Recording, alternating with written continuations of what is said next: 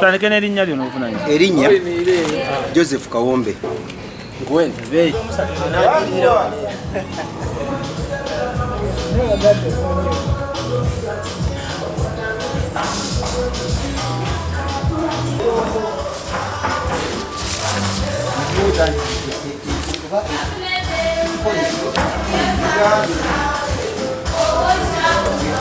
Aisa kabagai. Sentebe wa NUP alaze. Yatumeza dembuzi ya. Sentebe wa NUP ali. Kawombe Joseph. Alaze. Oli munene. Hey, omunene. Omunene nnyo. Ali awo nawe. Baba bachula. Ni bakutinda kwa muganga bakuba kaje na jabo pole.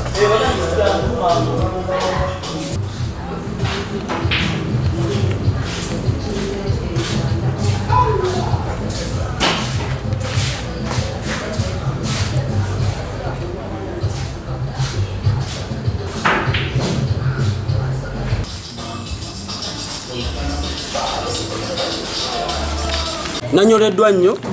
era nenfuna amaziga agaddala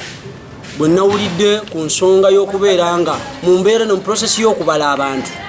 emukisa gwali guweereddwa nnyo abaana bafamba mu bitundu okubanga bafuna obulimu obwo abateesobola naye nga basoma naye nga tebalina mirimu kuba eggwanga temuli mirimu naye kyakusala twagenza okwesanga nga abakulembeze abalondebwa abakulembeze abaweriza ku town council nga be bantu abafunye ate ebifo ebyo ku bya supervisor ne basuula abaana nga bamaze okubajjako ssente zonna ssente ziwulira ddala obuwanana nga basabye emirimu egyo nagenza okusanga mulimu kansala wange wa district Ganzi Stephen Musoke kyokka nga ate minisita wa production ku district ku lukiiko lwa Reverend Bakaluba Mukasa kyanyiza nnyo kyannumya nnyo neŋŋamba nti Kyagulanyi atugamba nnyo pulezidenti waffe tuyina kulabisa bikyamu bikolebwa si kubibikkirira okusobola otereeza enkyukakyuka yonna okuba ey'omuggundu nosigala nga tuli b'amaanyi ensonga eyo yannumye era nsaba bekikwatako batuyamba abantu bano babajje mu lisiti abayiseemu baggiso battaso bampiso baani bonna bebatadde mu lisiti nsaba bajjemu kubanga bantu balina ebifo mu gavumenti sipiika wa town council lwaki ogenda mu ebyo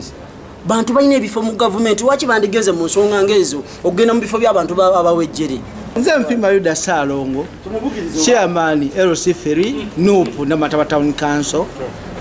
mbwe nkulembera ne bakulembeze bannanga abalala nga twalondebwa ku lw'ekibiina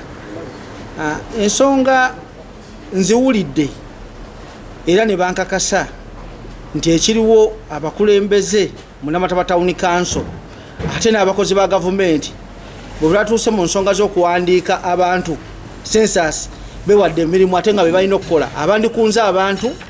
ate basobola okufuna emirimu egyo be bakiikirira basobola okufuna emirimu egyo beeweereze oba nabo okwesitula embeera zaabwe so akasente bayagadde kadde mu bo nga abakulembeze ba town council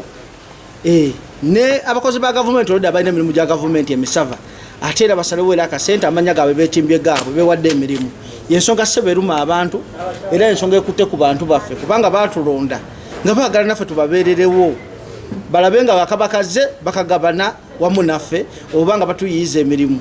abantu nga tebalina birimu mu budde okujjayo erinnya lye nga mbutuufu okwemulugunya kwaffe ddala nga bakwekennenyeza ddala nga kutuufu omukulu oyo tugenda kuteekawo enkyukakyuka endala abantu balina obulumi ebyo mukama waffe Kyagulanyi sibi yatugamba tumuwadde kubanga bagenda kukola ennaku 9 tumuwadde olunaku lwankya okulabika nga bajjayo erinnya lya minisita abaana beetabe mu mirimu bannange gavumenti etuyambe oba gwe kikwatako n'ekitongole ekyo kituyambe ekyawandiisiza minisita waffe kimugjeyo kubanga abaana abalina obulumi be baaliddeko ne ssente sinaki nti bazze ssente z'abantu ze baalidde sennaku kulembeze betwalonda naddala nga kansala Ganzi Stephen Musoke kansala ku 5 minister production n'owulira nti chances ze ey'okuwandiisa okubala abantu yandigambye nti abantu bange abantembeeta abandera abanonyeza akalulu mu budde obuzibu kambatemyeko basabe gobere mabega waabwe ate gwe okweyagaliza wekka jukira ekisooka oli kansala ate oli minisita kitegeeza nti ali ku payroll ya gavumenti naye kikwasena kuba nti ate yeyagaliza ffe abantu abali wansero kebandiridde Augustine Namataba Town Council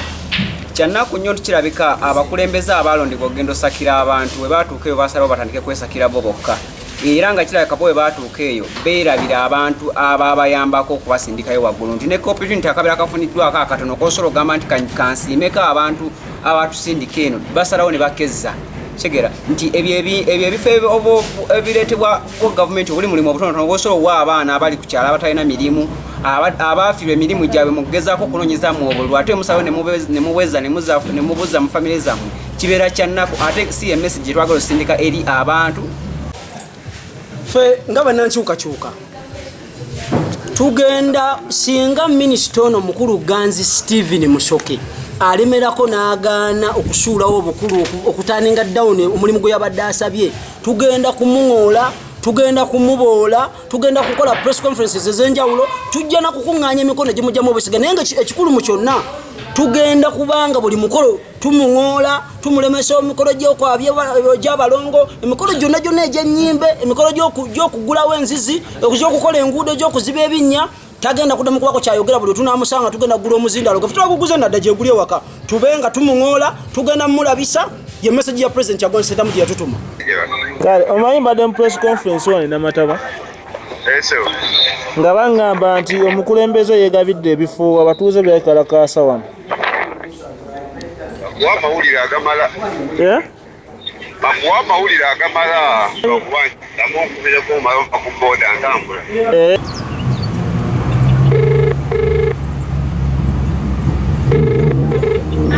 The subscriber you have called does not answer.